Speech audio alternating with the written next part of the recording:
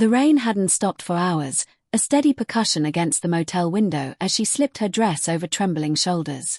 The cheap fabric clung to her damp skin, smelling faintly of sweat, perfume, and something she couldn't quite name. Guilt, maybe.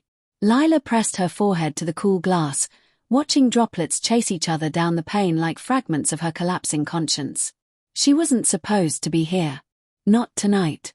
Not ever. The man in the bed stirred. "You're really leaving already?" His voice was low, unhurried, confident, the kind of tone that used to make her pulse quicken. "I told Mark I'd be home early," she whispered, zipping her bag. "He's starting to notice things." He smirked. "Then maybe you should stop pretending you still care." That hit deeper than she expected. For a moment, she almost looked back. Almost. But she didn't. She walked out into the rain instead, head down, guilt biting at her heels. Her heels splashed through puddles as she reached the parking lot. The yellow glow from the flickering sign, "Sunset Inn, weekly rates available," reflected off wet asphalt.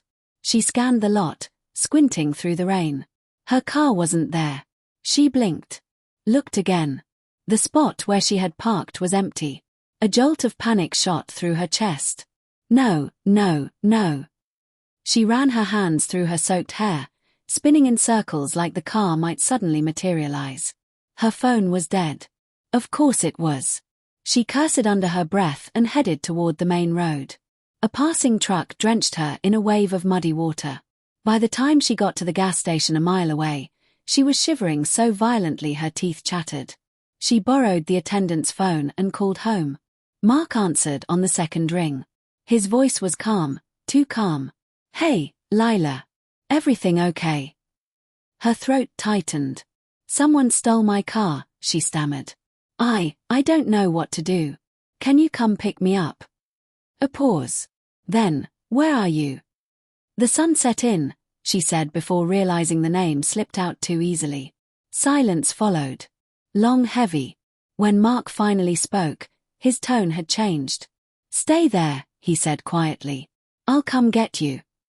Something in his voice made her chest ache. Not anger. Not even shock. Just a kind of stillness, like he'd already known. 40 minutes later, his headlights cut through the rain. Lila ran to the car, breathless and cold. Mark didn't look at her when she got in. The wipers moved rhythmically, the dashboard casting pale light on his clenched jaw. "Thank you for coming," she whispered. "I swear I locked it. Maybe someone." "Stop," he said softly, still watching the road. "Don't lie.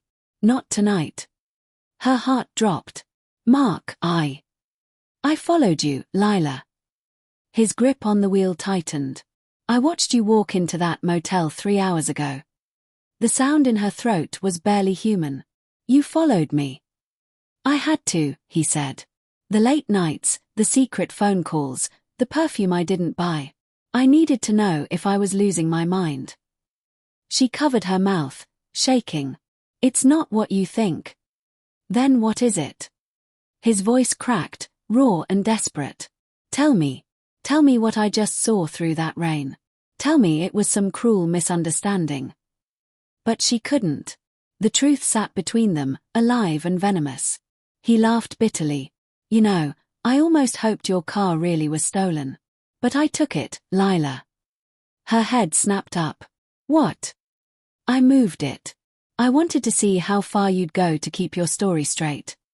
His voice trembled. "You came out of that room and looked around like a lost child. You had no idea what I'd already seen." Her stomach turned. "Mark, please." "I drove it home," he said, eyes still fixed on the road. "I thought maybe if you came back and saw what I saw, you'd finally understand what you've done." When they reached the house, everything felt wrong. The porch light was on, casting a ghostly hue over the drenched garden. Her car sat neatly in the driveway, just where it always did, like a mocking monument to her deceit. "Mark," she whispered. "Please just listen." He walked past her and into the house without a word.